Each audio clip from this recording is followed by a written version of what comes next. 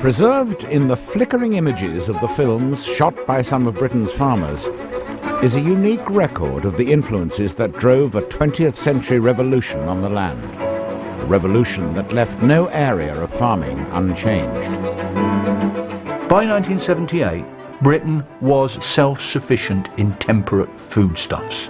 We hadn't been self-sufficient since the 1760s. That is an extraordinary achievement. Why did farming go from this to this? How did we go from milk delivered by the milkman to an industry dominated by supermarkets? And why today are there so few family farms left? When my grandfather came here 100 years ago, there were probably 26 dairies supplying milk into the Swindon market. And now, we're the last one. Told through the home movies and voices of the farmers who both led the changes and who were at the sharp end of them, the programmes in this series tell the story of the revolution in the four pillars of Britain's food production: wheat, horticulture, meat and milk.